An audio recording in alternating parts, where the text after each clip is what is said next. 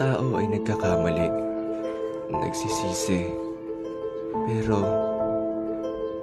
bakit nga ba? Hello, good day. This is RMR Logging Company. We cut trees for the better future. How may I help you? 50,000? Kung hindi mo kaya magbayad ng tamang halaga, huwag mo na nang sayangin ang oras ko. Patuloy na to.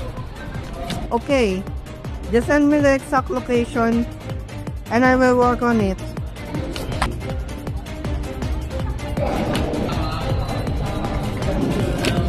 Okay, Mr. Valder. It's nice talking to you. Thank you.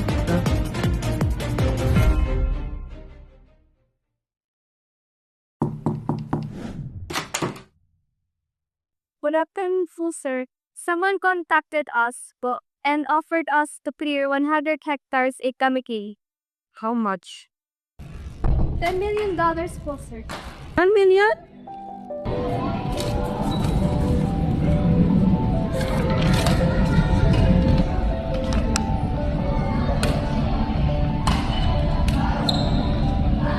Hello? Hello, good day. My name is Wayne Matthew Abo, and this is RMR Logging Company.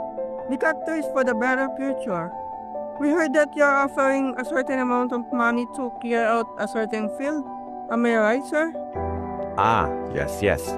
I have sent the files necessary. I will be keep in touch if you need more. Just tell me. But sir, I don't need to mix things up. But based on this, the place to be cleared out is a barrio. It means there are people living there. Am I right? That. Just tell them that they don't own the land. It's as simple as that.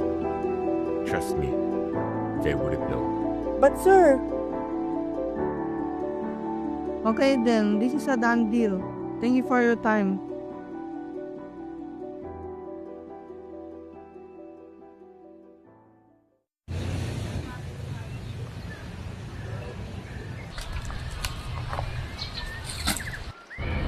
Bakit parang kakaiba ang mga puno dito, sir?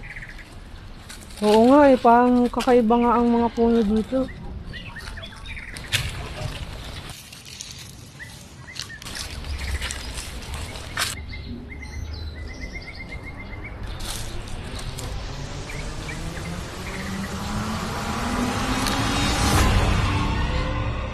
Magandang umaga po sa inyo, Sir Yak. Kayo po ba si Ginoong Rabok? Oo, ako nga. Bakit? Napagtukmasan po namin sa aming baryo na nagbilin po na balakinsim na din na aming mga puno dito. Sa kasamaang palad, hindi sa inyo ang lupain ito. At wala kayong magagawa. At kung magtatampa man kayo ng kaso, madami kami abogadong nakahanda. Senyor, hindi kami tanga. 200 na kaming naninirahan dito sa baryong ito. Alam naman namin wala kaming kapangyarihan para kalabanin kayo pag naghahatol ng kaso. Ayun naman pala naiintindihan nyo naman pala Subalit, bago nyo pagkakahayaan kayo papatuloy ng mga punong ito, nais ko lang palaman sa inyo na ang mga punong ito ay sagrado. Sila ay kumakatawan sa Diyos at kapag pinutol nyo ito, parang pinutol nyo din ang kinabukasan ng buong mundo.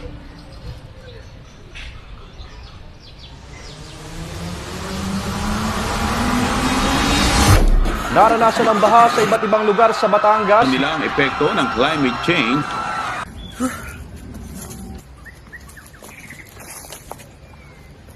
Ano? Tutuloy mo pa ba?